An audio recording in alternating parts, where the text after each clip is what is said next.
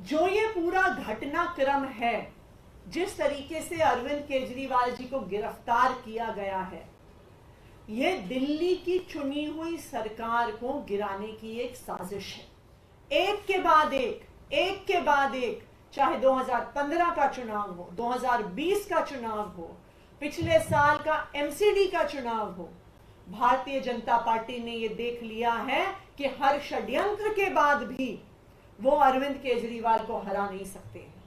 और इसीलिए वो पिछले दरवाजे से, चोर दरवाजे से साजिश कर रहे हैं कि अरविंद केजरीवाल की सरकार को गिराया जाए।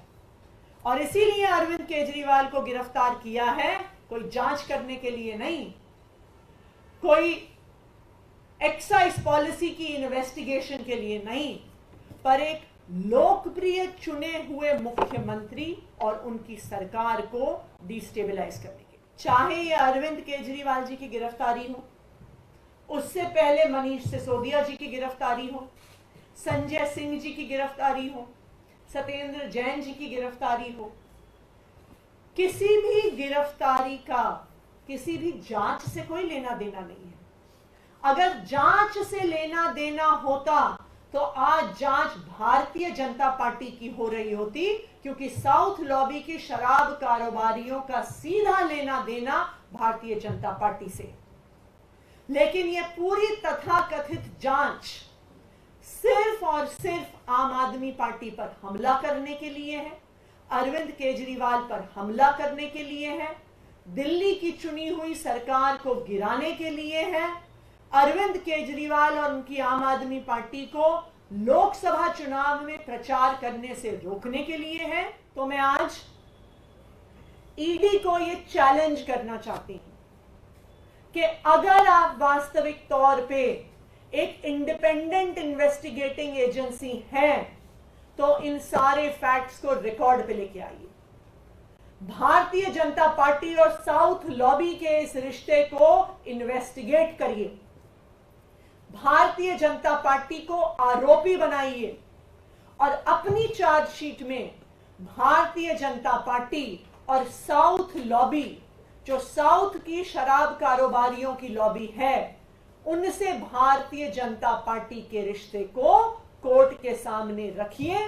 यह मेरा ईडी को चैलेंज है। लेकिन मैं भारतीय जनता पार्टी को यह बता दूं कि हम आपकी धमकियों से डरने वाले नहीं हैं। हम जेल जाने से नहीं डरते, तुम हमें फांसी पे टांग लो, हम उससे भी नहीं डरते। जैसा कि राउज एवेन्यू कोर्ट में अरविंद केजरीवाल जी ने बताया कि उनकी गिरफ्तारी 4 बयान के आधार पर हुई, मात्र 4 बयान, जिसमें से पहला बयान सी अरविंद का, जो तब सचिव थे, सेक्रेटरी थे मनीष सिसोदिया जी के, जिनका बयान मात्र इतना है कि उनको सीएम रेजिडेंस में एक्साइज पॉलिसी से जुड़े हुए कुछ कागज पकड़ाए। सी अरविंद का बयान कहीं पर भी नहीं कहता कि अरविंद केजरीवाल जी ने पैसे लिए, किसी ने अरविंद केजरीवाल जी को पैसे दिए। वो सिर्फ इतना कहता है कि सीएम रेजिडेंस में एक्साइज पॉलिसी से जुड़े उनको कुछ कागज मिले। इसमें पैसे के लेन देन का कोई बयान नहीं। दूसरा बयान शरद चंद्र रेड्डी, जिनके बारे में आज देश का बच्चा बच्चा जानता है कि साउथ लॉबी के शराब कारोबारी शरद चंद्र रेड्डी ने ईडी का छापा पड़ने के बाद, ईडी की गिरफ्तारी के बाद 55 करोड़ रुपया इलेक्टोरल बॉन्ड्स के माध्यम से भारतीय जनता पार्टी को चंदा दिया। तो ये थी 4 में से 2 गवाही। बाकी दोनों गवाही पिता और पुत्र एमएसआर मगुंटा श्रीनिवासलू रेड्डी और उनके सुपुत्र राघव मगुंटा रेड्डी की थी, जिनकी पूरी डिटेल सौरभ भारद्वाज जी ने आपको बताई कि किस तरह से एक सांसद होने के नाते एमएसआर अरविंद केजरीवाल जी से मिले, अपने फैमिली ट्रस्ट के लिए जमीन मांगी। अरविंद केजरीवाल जी ने कहा कि आप हमें पत्र दीजिए, हम एलजी साहब को बताएंगे। उसके बाद ना एमएसआर का, ना उनके पुत्र राघव मगुंटा का अरविंद केजरीवाल जी से कोई भी संपर्क रहा।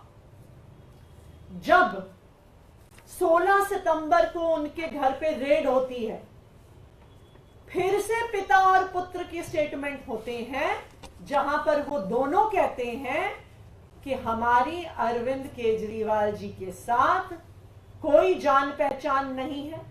मात्र उनके पिताजी एमएसआर एक बार अरविंद केजरीवाल जी से मिले, फैमिली ट्रस्ट की जमीन के लिए मिले। लेकिन ईडी को इससे संतुष्टि थोड़ी होती है। जब तक ईडी को अरविंद केजरीवाल के खिलाफ स्टेटमेंट नहीं मिलती, जब तक भारतीय जनता पार्टी को अरविंद केजरीवाल के खिलाफ स्टेटमेंट नहीं मिलती, वो इस केस के हर गवाह को प्रताड़ित करते रहते हैं। और इसी प्रताड़ना के तहत राघव मगुंटा को गिरफ्तार कर लिया जाता है 10 फरवरी को।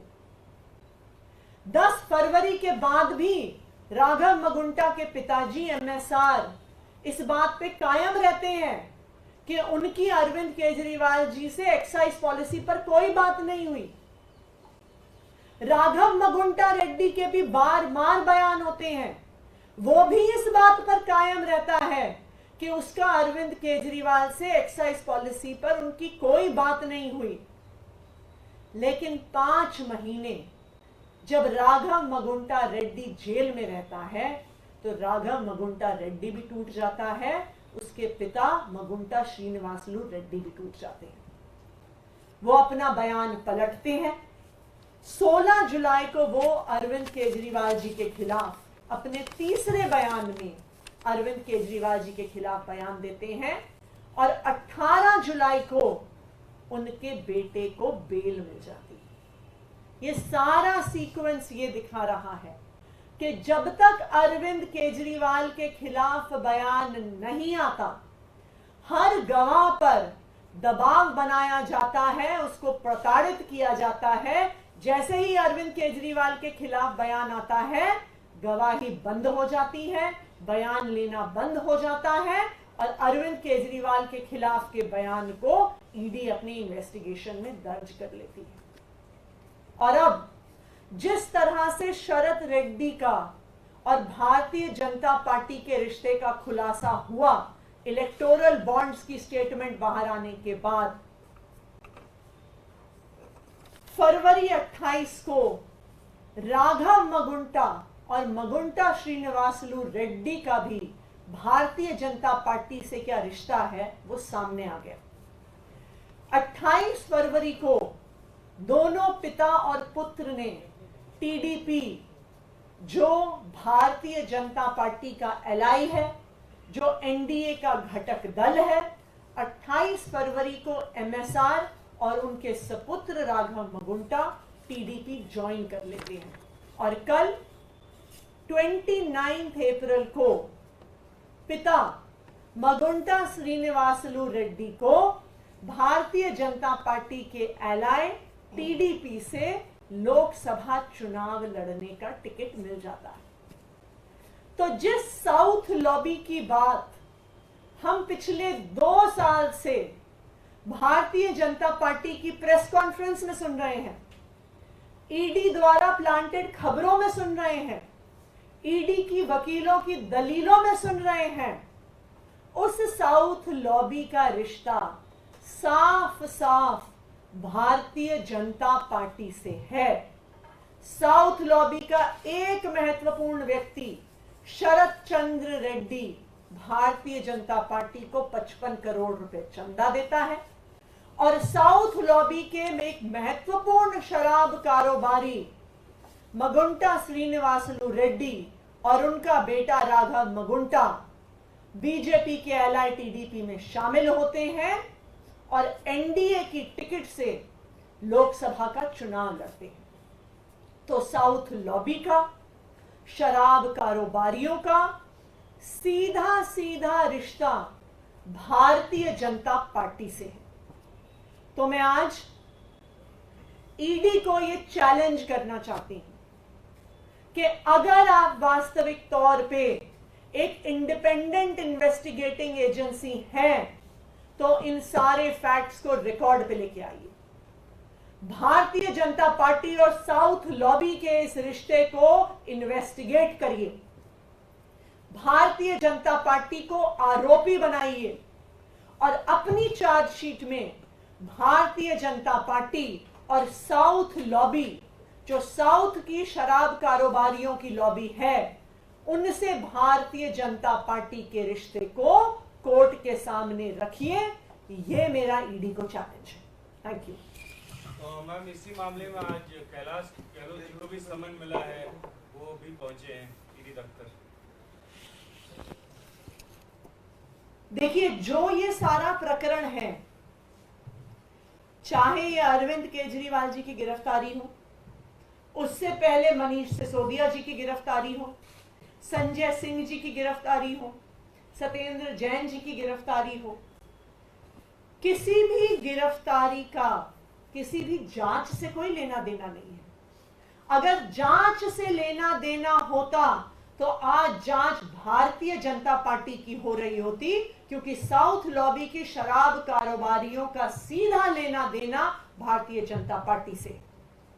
लेकिन यह पूरी तथाकथित जांच सिर्फ और सिर्फ आम आदमी पार्टी पर हमला करने के लिए है, अरविंद केजरीवाल पर हमला करने के लिए है, दिल्ली की चुनी हुई सरकार को गिराने के लिए है, अरविंद केजरीवाल और उनकी आम आदमी पार्टी को लोकसभा चुनाव में प्रचार करने से रोकने के लिए है। आज कैलाश गहलोत जी को बुलाया है, क्या पता कल मुझे बुलाएं, परसों सौरभ जी को बुलाएं, उसके बाद एक एक करके आम आदमी पार्टी के हर नेता, हर विधायक, हर कार्यकर्ता पर झूठे आरोप लगाकर उनको समन भी करेंगे, उनके घर रेड भी करेंगे, उनको गिरफ्तार भी करेंगे। ये भारतीय जनता पार्टी की साजिश है। मैम, क्या आप इसको देख रहे हैं प्रेसिडेंशियल रूल लगाने की कहीं इसमें कोई कॉन्स्पिरेसी हो? जो ये पूरा घटनाक्रम है, जिस तरीके से अरविंद केजरीवाल जी को गिरफ्तार किया गया है, ये दिल्ली की चुनी हुई सरकार को गिराने की एक साजिश है। प्रधानमंत्री नरेंद्र मोदी जी ने, उनकी पार्टी भारतीय जनता पार्टी ने यह देख लिया है कि वो कितनी भी कोशिश कर लें, वो दिल्ली में अरविंद केजरीवाल को हरा नहीं सकते। एक के बाद एक, चाहे 2015 का चुनाव हो, 2020 का चुनाव हो, पिछले साल का एमसीडी का चुनाव हो, भारतीय जनता पार्टी ने यह देख लिया है कि हर षड्यंत्र के बाद भी वो अरविंद केजरीवाल को हरा नहीं सकते हैं। और इसीलिए वो पिछले दरवाजे से, चोर दरवाजे से साजिश कर रहे हैं कि अरविंद केजरीवाल की सरकार को गिराया जाए। और इसीलिए अरविंद केजरीवाल को गिरफ्तार किया है, कोई जांच करने के लिए नहीं, कोई एक्साइज पॉलिसी की इन्वेस्टिगेशन के लिए नहीं, पर एक लोकप्रिय चुने हुए मुख्यमंत्री और उनकी सरकार को डिस्टेबलाइज करने के लिए। मैम, अभी खबर आई कि ईडी ने जल बोर्ड के मामले वाले केस में भी चार्जशीट फाइल कर दी है। मैंने तो आपको कहा ही कि आज कैलाश गहलोत जी को बुलाया है, कल मुझे बुलाएंगे, परसों सौरभ जी को बुलाएंगे, उसके बाद हमारे पंकज गुप्ता जी को बुलाएंगे। एक एक करके आम आदमी पार्टी के हर नेता को समन भी किया जाएगा, चार्जशीट भी किया जाएगा, गिरफ्तार भी किया जाएगा। लेकिन मैं भारतीय जनता पार्टी को यह बता दूं कि हम आपकी धमकियों से डरने वाले नहीं हैं।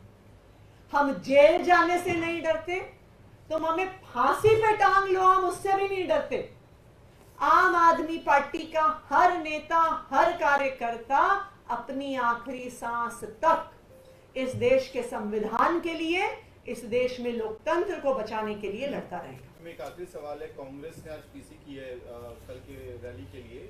जयराम रमेश ने बहुत स्पेसिफिकली कहा कि ये इंडिविजुअल सेंट्रिक रैली नहीं है, किसी पार्टी विशेष की रैली नहीं है, डेमोक्रेसी बचाने की रैली है, तो आपके नैरेटिव से हट के कांग्रेस एक दूसरा नैरेटिव पुश कर रही है। देखिए, इंडिया अलायंस के सारे घटक दल अरविंद केजरीवाल जी की गिरफ्तारी के विरोध में एकजुट हैं। जिस दिन अरविंद केजरीवाल जी की गिरफ्तारी हुई, इनफैक्ट ईडी द्वारा उनकी गिरफ्तारी से पहले ही जब उनके घर पे रेड चल रही थी, तभी कांग्रेस के, दिल्ली के कांग्रेस के वरिष्ठ नेता वहां पर अरविंद केजरीवाल जी के घर के बाहर मौजूद थे। कांग्रेस पार्टी ने, डीएमके ने, टीएमसी ने, इंडिया अलायंस के हर घटक दल ने अरविंद केजरीवाल जी की गिरफ्तारी का विरोध किया, आज भी करते हैं। और अरविंद केजरीवाल जी की गिरफ्तारी सिर्फ उनको जेल में डालने की बात नहीं है, यह इस बात का द्योतक है कि आप एक लोकतंत्र में चुनाव की घोषणा के बाद एक प्रमुख विपक्ष के चेहरे को कैसे जेल में डाल सकते हैं? आप एक सिटिंग चीफ मिनिस्टर को कैसे जेल में डाल सकते हैं? आप एक राष्ट्रीय पार्टी के राष्ट्रीय अध्यक्ष को कैसे जेल में डाल सकते हैं? और हम तो बार बार खुद कह रहे हैं कि यह प्रहार सिर्फ आम आदमी पार्टी पे नहीं है, यह प्रहार इस देश के लोकतंत्र पर है। चाहे वो ऑपरेशन लोटस जिस तरह से चल रहा हो, विपक्षी दलों पर सीबीआई और ईडी के केस हो, कांग्रेस पार्टी का बैंक अकाउंट फ्रीज करना हो, लेफ्ट पार्टीज को इनकम टैक्स का नोटिस हो, अरविंद केजरीवाल जी की गिरफ्तारी लोकतंत्र पे जो हमला हो रहा है उस पे एक आखिरी प्रहार है। और इस प्रहार के विरोध में इंडिया के घटक दल सब एक साथ हैं। नेशनल दस्तक की आपसे गुजारिश है कि अगर इसको बचाना चाहते हैं तो नेशनल दस्तक को सब्सक्राइब करने के लिए रेड कलर के सब्सक्राइब बटन को दबाएं, फिर बेल आइकन की घंटी दबाएं। नेशनल दस्तक को बचाने के लिए बहुत जरूरी है कि हर खबर को शेयर करें, लाइक करें, कमेंट जरूर करें।